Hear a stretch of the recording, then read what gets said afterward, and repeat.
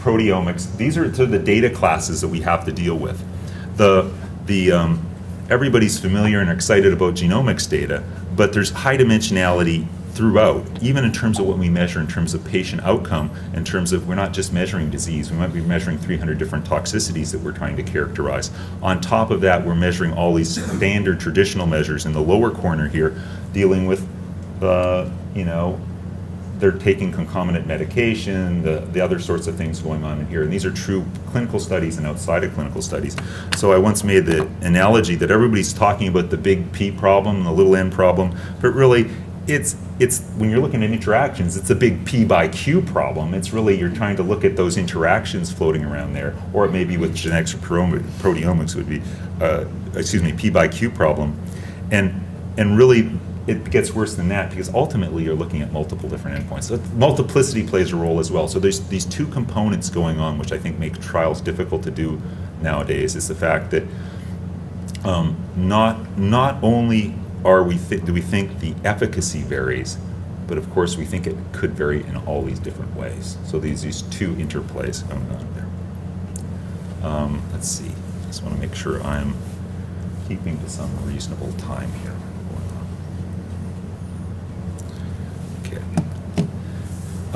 So characterizing this in terms of clinical trials, you can think of a very simple interaction model where there's a treatment effect, say a genetic effect. It doesn't need to be gene. It could be some other measurement on the patient, and some interaction potentially.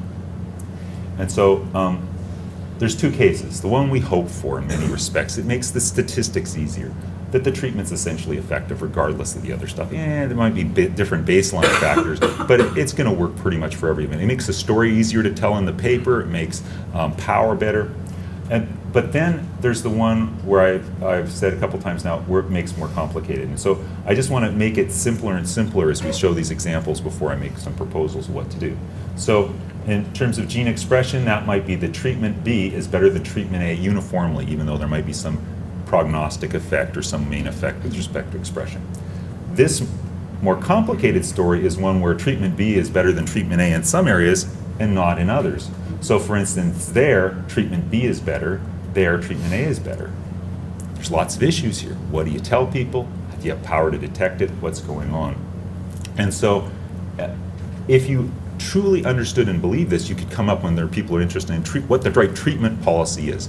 But again, I try to keep the bar as low as possible and say, well, I'm not going to go as far as a treatment policy. I just want to learn enough that I can help you design your next trial, not so much as we'll wait for the trial results to actually show what's going to work or not. Let's just look at the steps to get there.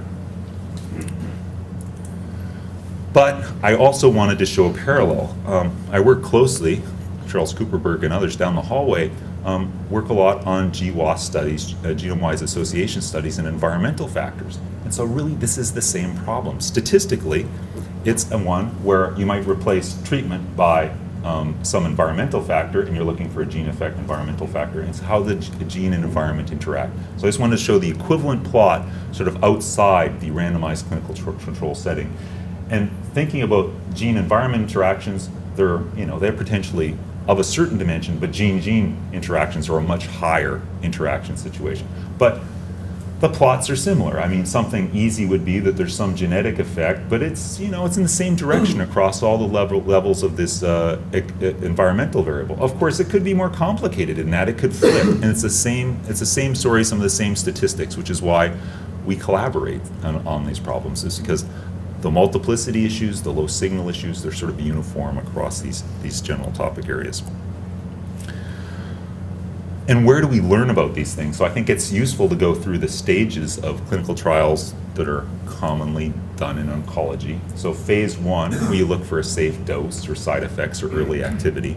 Phase 2, where you start to learn a little bit about efficacy. Is there sufficient promise for further testing?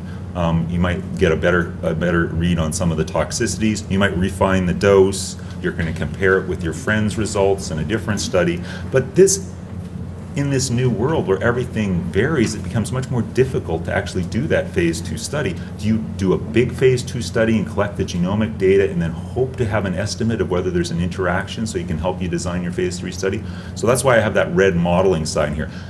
as a traditional statistician, I'd say I do my phase 2 study, I get nice clean results, I present the investigator with the estimate, but maybe we want to be a little bit more aggressive in this early stage, in some sensible, well-controlled stage.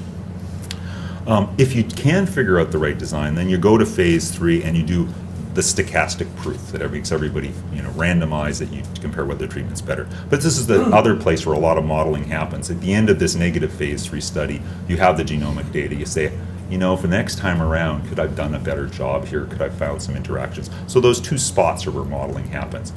The first one might be, a little bit aggressive because you don't have much data. The second one often happens to try to learn for the future. The thing that's complicated about that's good about the first one, it's answering questions about the drug you really care about. The one in the second one was the negative study, may not be the drug you care about anymore, so that might change things a bit. So how can this help you think about the new study?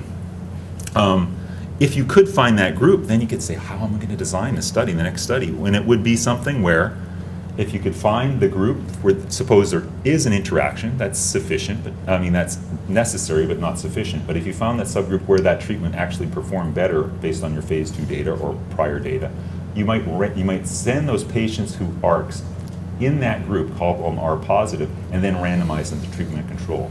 Now this is a much more efficient design because you're not randomizing those people you don't think are going to be efficient. You're not messing the water up. And it's a classic statistical problem. If you throw a little bit of extra data in that you have to analyze that has no association, it doesn't affect your sample size a little bit, it affects it a lot. That dilution will have a huge impact and power.